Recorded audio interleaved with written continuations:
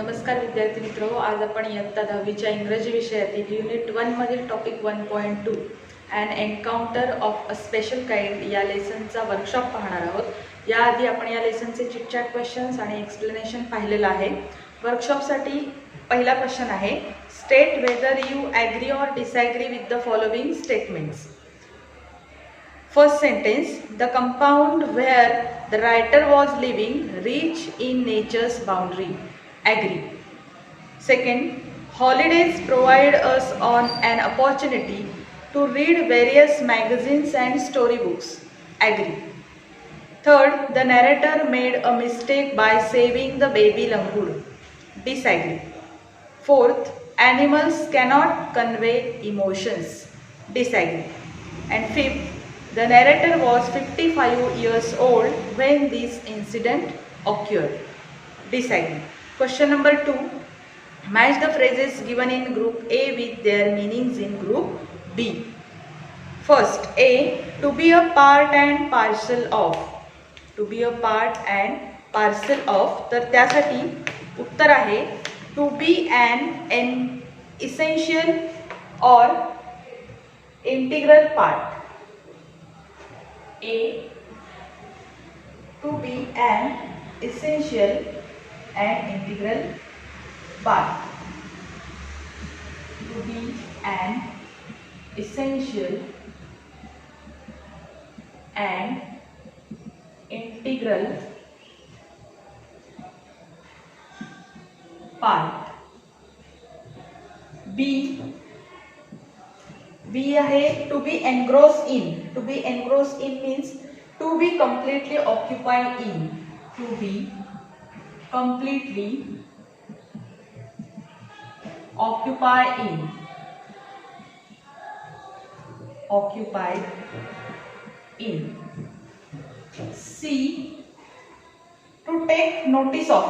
To take notice of means to observe and give attention. To observe and give attention. To observe and give attention. D. To figure out. To figure out means to be able to solve a problem. To be able to solve. To be able to solve a problem.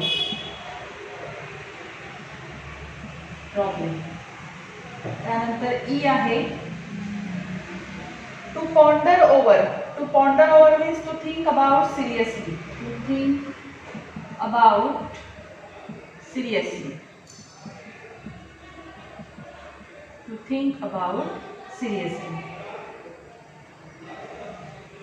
त्यानंतर to be overwhelm by. To be overwhelm by means to be affected emotionally. To be affected emotionally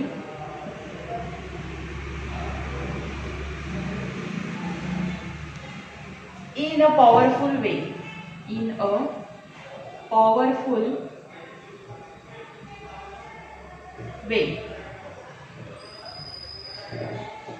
त्यानंतर आहे जी in a flash. In a flash means very quickly. In a flash means very quickly. And last, to find a solace means to find comfort and peace. To find comfort and peace. To find comfort and peace. तर अशा प्रकारे question number 2 आपण answer लिहू शकतो. A. To be an essential and integral part. B. To be completely occupied in. C. To observe and give attention. D. To be able to solve a problem. E. To think about seriously. F.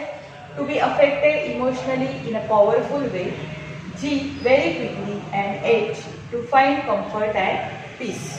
Question number 3. Write in your own words. A. Why did the narrator ignore the barking of dogs? Because he thought that the pack of dogs might have cornered a helpless pig. Question number B. Why did Mother Langur make no effort to grab her baby from the coop? Because she convinced that no harm was being done to her child. Question number 4. Read the text carefully and arrange the occurrence of happenings in the text in a sequential order. हा जो question आहे तो आपल्याला अशा पद्धतीने येतो की घटनानुक्रम लावायचा आहे, म्हणजे सिक्वेन्स लावायचा आहे की लेसनमध्ये घटना ज्या घडलेल्या आहेत त्या आपल्याला क्रमाने लावायच्या आहेत, म्हणजे सिक्वेन्सनी. किंवा हा प्रश्न असा सुद्धा विचारला जातो की put the following sentences into proper order. तर इथे आपल्याला 13 सेंटेन्स दिलेले आहेत जे उलटसुलट आहेत आणि आपल्याला ती क्रमाने लावायची आहेत. तर त्यातलं पहिलं सेंटेन्स असेल C, I was engrossed in various magazines and storybooks. Number 2, I became deeply absorbed in the book. Number 3, I heard the disturbance approaching closer. Number 4, I saw something horrible. Number 5, I recall the terrible custom in the animal clan. Number 6, I gathered a stout stick and then started throwing stone. Number 7, I managed to catch hold of the baby langur's tail. Number 8, I took the baby langur to the backyard. Number 9, I offered him a peeled banana. Number 10, I allowed the mother access to her baby. Number 11, I cannot forget that look in her eyes. Number 12, I was sure that food was not the only means of communications. And number 13, last sentence, I still fondly remember that encounter. अशा प्रकारे question number 4 पूर्ण होतो. Question number 5, discuss the following and write about in your own words in 5 or 6 lines. First question, what would you do if you found an injured bird while returning from your school? शाळेतून घरी परत येत असताना जर तुम्हाला एखादा पक्षी म्हणजे जखमी पक्षी जर रस्त्यात दिसला तर तुम्ही काय करा? त्याचं उत्तर असं आहे बघा, I will take that bird to my house. I will provide first aid to clean wound and stop the bleeding. I will offer some food. I will take care of that bird. Question number B, what opinion do you form about the narrator from the story? म्हणजे या कथेवरून लेखकाविषयी तुमचं काय मत आहे किंवा कोणतं मत आहे? त्याचं उत्तर आपण अशा प्रकारे लिहू शकतो, the writer of this story is very sensitive, kind and loving person. His qualities of humanity and courage are admirable and incredible. His thoughts about human animal relations are great. तर अशा पद्धतीने क्वेश्चन नंबर 5 आपण लिहू शकतो. Question number 6, complete the following and write the paragraph on each of the given activities. आता इथे आपल्याला रिलेशनशिपशी related आपल्याला वर्ड लिहायचे आहेत. हाऊ विल यू हेल्प, म्हणजे तुम्हाला जे पॉईंट्स दिलेले आहेत त्याच्यानुसार आपल्याला पुढचे वर्ड्स लिहायचे आहेत, हे लक्षात घ्या. मदर चाइल्ड रिलेशनशिप म्हटलेलं आहे, म्हणजे आई आणि मुलाचं जे नातं आहे त्याविषयी तुम्ही कोणते शब्द लिहू शकता? तर फर्स्ट आपल्याला एक दिलेला आहे लव्ह अँड अफेक्शन. त्याच पद्धतीने आपण शब्द लिहू शकतो बघा, caring, protection, secure, best friends, अशा प्रकारचे शब्द आपण लिहू शकतो. त्यानंतर दुसरा प्रश्न आहे इंज्युअर्ड ॲनिमल. इंज्युअर्ड ॲनिमलसाठी काय म्हटलेलं आहे, हाऊ विल यू हेल्प, म्हणजे जर एखादा जखमी पक्षी असेल तर त्याला तुम्ही कशा पद्धतीने मदत करू शकता ते इथे लिहायचं आहे. मग काय करू शकतो आपण, provide water or food, call forest department म्हणू शकतो, किंवा क्लीन वुंड, टेक केअर, अशा प्रकारचे आपण पॉइंट्स या प्रश्नासाठी वापरू शकतो. Question number 7, work in pairs and make as many words as you can using letters in the word encounter. 3 letter words आपल्याला 3 कॉलम दिलेले आहेत इथे, 3 letter words, 4 letter words and 5-6 letter words. And for example 3 letter word म्हणून 10 word दिलेला आहे, 4 letter साठी tour and 5 letter साठी enter हा word दिलेला आहे. तर encounter हा आपल्याला एक word दिलेला आहे आणि त्या word मधल्या लेटर्सचा यूज करून आपल्याला 3 लेटर, 4 लेटर आणि 5 लेटर और 6 लेटर वर्ड्स तयार करायचे आहेत. तर त्यासाठी काय करता येईल बघा, अशा प्रकारचा प्रश्न आपल्याला लँग्वेज स्टडीमध्ये असतो आणि तो आपल्याला सोडवायचा असतो. कारण एक शब्द दिलेला असतो आणि त्या शब्दावरून आपल्याला अनेक शब्द तयार करायचे असतात. आपल्याला इथे लेटर्स किती वापरायचे ते सांगितलेलं आहे. तर 3 लेटर वर्डमध्ये बघा मी 3 लेटर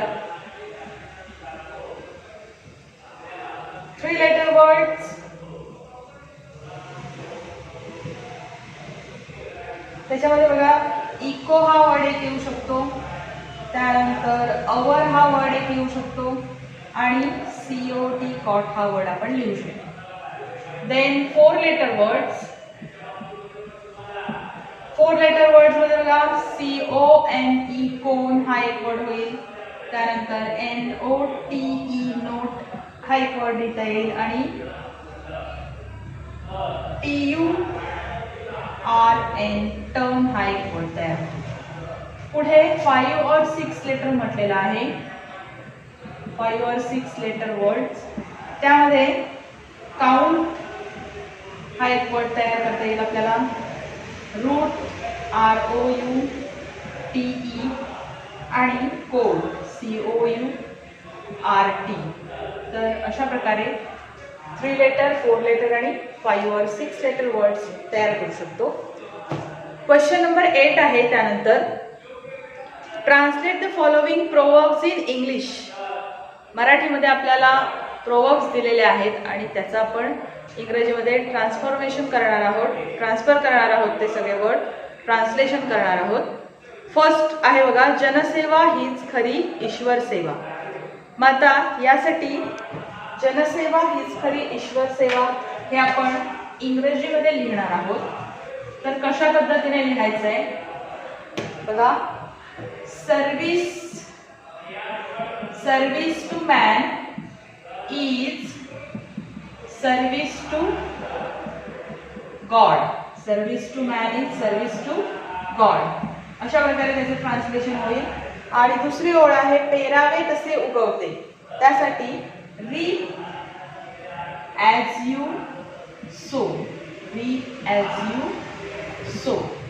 तर अशा प्रकारे आपल्याला त्या 2 ओळींचं ट्रान्सलेशन करता येणं शक्य आहे. त्यानंतर क्वेश्चन नंबर 9 आहे. Write a paragraph and give an appropriate title to it. Use the following points. तर birds and animals loyal, serve us, kindness, compassion, honest, love and affection, our best friends, protection and security, do not hurt or destroy us, loneliness avoided. या सगळ्या पॉइंट्सचा वापर करून आपल्याला याच्यावरती एक paragraph लिहायचा आहे. तर पॅराग्राफ लिहित असताना आपण टायटल असं देणार आहोत, man's best friends birds and animals. The relationship between birds, animals and man are complementing each other. In absence of this relationship, our environment is disturbed and we risk our whole balance of ecology in our area. That is why man must treat the birds and animals with great love and affection. They are our best friends, they are loyal to man and serve us in many ways. We must preserve our eternal relationship kindly, honestly and compassionately, so it is our duty to protect them, take care of their security without hurting them. It is our duty to maintain this relationship because they cannot speak. They try to explain their feelings without words. Their eyes and actions speak. Try to understand them with love, affection and help them in their needs. Man needs the company of birds and animals. Love the wildlife and avoid loneliness. Protect them. तर अशा प्रकारे question number 9 complete होतो. Question number 10 A. Complete the remaining blocks determining the types of news. Types of news म्हटलेला आहे आणि आपल्याला त्याच्याशी related words लिहायचे आहेत. फॉर एक्झाम्पल इथे बिझनेस दिलेला आहे.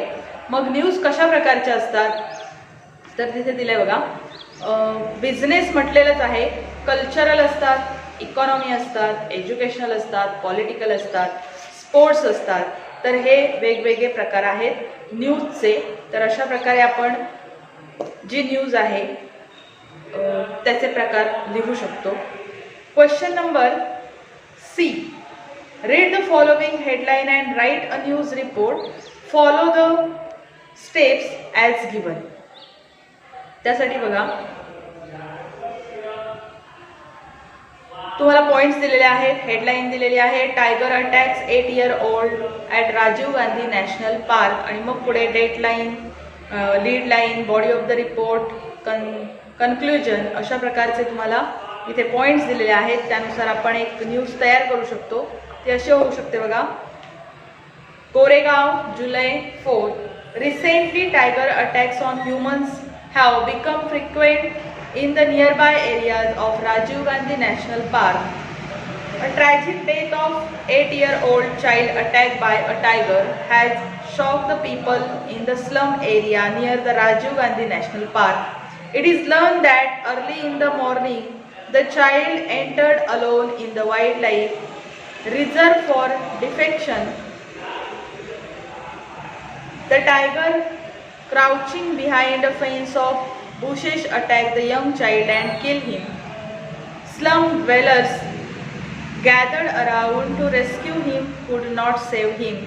The slum dwellers are demanding that the forest department should arrange for religious patrols to restrict such incident of human-animal conflicts and construct a boundary wall between the human habitats and the park. अशा प्रकारे question number C complete होतो. त्यानंतर language स्टडीसाठी बघा. Question number 1. Present participle the form of a verb ending in ING which is used in forming continuous tense. For example, he is sitting here. Now find out the ING forms of the story and classify them into the following table. जसं की आपण present पार्टिसिपलसाठी जो verb असतो त्याला ING हा form लावतो, ज्याला आपण क्रियापदाचे चौथे रूप असा सुद्धा त्याचा उल्लेख केला जातो. तर अशा प्रकारचे त्याला कंटिन्युअस टेन्समध्ये आपण ING फॉर्म असलेले वर्ब यूज करत असतो. तर त्यासाठी तुम्हाला फॉर एक्झाम्पल म्हणून सेंटेन्स इथे दिलेला आहे. तर बघा की ही इज सिटिंग हिअर असं सेंटेन्स तुम्हाला दिलेलं आहे. परंतु प्रेझेंट पार्टिसिपल म्हणून वापरत असताना आपण काय करायचं आहे, ट्विंकलिंग आईज हे तुम्हाला एक उदाहरण दिलेलं आहे. मग प्रेझेंट पार्टिसिपल म्हणून लेसनमधले आपण स्टोरीमधले आपण शब्द घेणार आहोत. मग त्यासाठी marauding langur, sloping roof, caring arms, experiencing trauma. तर अशा प्रकारचे आपण शब्द लिहू शकतो. त्यानंतर यूज इन कंटिन्युअस टेन्समध्ये स्टार्टेड ट्रम्बलिंग म्हटलेलं आहे फर्स्ट. त्यानंतर was holding, were witnessing, was oozing, was breathing, was pondering, was trying. म्हणजे आपण इथे सहाय्यकारी क्रियापद वापरून मग कंटिन्युअस टेन्सचा वापर केलेला आहे, हे लक्षात घ्या. तर अशा प्रकारे क्वेश्चन नंबर 1 कंप्लीट होतो. Question number 2. Spot the error and correct the following sentences. त्यासाठी काय दिले बघा की तुम्हाला वाक्यामध्ये काय चूक आहे ती शोधायची आहे आणि ते वाक्य सुधारून लिहायचं आहे. First, my grandparents laid down for an afternoon nap. आपल्याला इथे बघा लेड दिलेला आहे, त्या लेडच्या ऐवजी आपण ले असा वर्ड लिहिणार आहोत. म्हणजे फर्स्ट जे सेंटेन्स आहे ते कसं तयार होईल, my grandparents lay down for an afternoon nap. My grandparents lay down for an afternoon nap. अशा प्रकारे पहिलं सेंटेन्स. दुसरं सेंटेन्स बघा, a stranger were knocking at our door. इथे आपल्याला सहाय्यकारी क्रियामध्ये बदल करावा लागणार आहे. अ स्ट्रेंजर वॉज नाही, वॉज येणार इथे, वेअर येणार नाही, कारण स्ट्रेंजर हा एकच आहे आणि जेव्हा सिंग्युलर असतो तेव्हा आपण वॉज हे सपोर्टिंग वर्ब वापरतो. So a stranger was knocking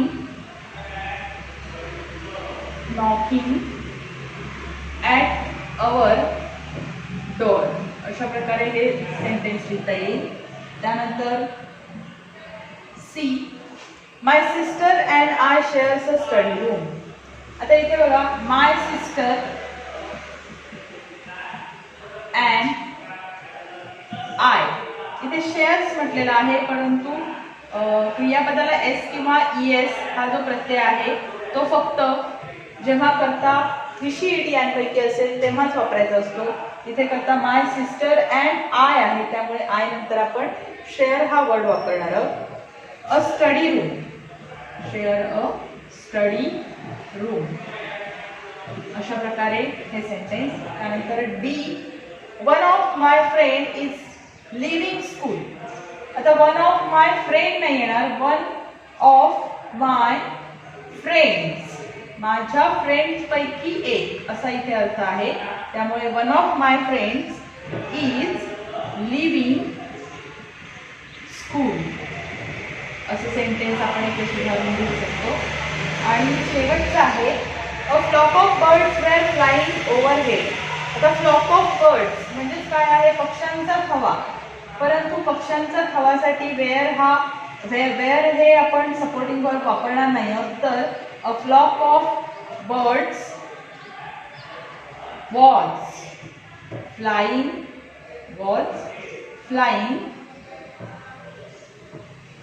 overhead, अशा प्रकारे आपण हे सेंटेन्स लिहितो. म्हणजेच बघा की जे बदल झालेले आहेत ते वर्ब मध्ये झालेले बदल आहेत. त्यामुळे अशा प्रकारे जेव्हा तुम्हाला स्पॉट द एरर हा क्वेश्चन येतो तेव्हा वाक्यातल्या वर्बचा विचार करायचा, सपोर्टिंग वर्बचा विचार करायचा आणि त्यानुसार ते बदल करायचे असतात. Question number 3, rewrite the sentences as per instruction given along with. खाली तुम्हाला काही इन्स्ट्रक्शन्स दिलेले आहेत आणि त्यानुसार वाक्यामध्ये बदल करायचे आहेत. ए बघा, I took the baby langur to our backyard. Rewrite the sentence in the past perfect tense. आता पास्ट परफेक्ट टेन्स मध्ये हे वाक्य आपण कसं लिहिणार आहोत, I had taken the baby langur to our backyard. I had taken the baby langur to our backyard. अशा पद्धतीने हे वाक्य लिहायचं आहे. B, she simply sat there quietly. Rewrite the sentence in the present continuous tense. आता हे sentence लिहित असताना she is simply sitting there quietly. She is simply sitting there quietly. C, the mother langur looks straight into my eyes. Rewrite the sentence in the simple present tense. आता simple present tense मध्ये लिहायचं आहे, the mother langur looks straight into my eyes. The mother langur looks straight into my eyes. आणि last D, she survey the area for the vicious male langur. Rewrite the sentence in the simple future tense. मग simple future टेन्ससाठी she will survey the area for the vicious male langur. She will survey the area for the vicious male लंगूर. अशा प्रकारे language study देखील पूर्ण झालेला आहे. तर आज आपण an encounter of a special kind या लेसनचा वर्कशॉप बघितलेला आहे. तर आजचा व्हिडिओ इथेच थांबवते. व्हिडिओ आवडला असल्यास लाईक करा, शेअर करा आणि चॅनल सबस्क्राईब करायला विसरू नका. धन्यवाद.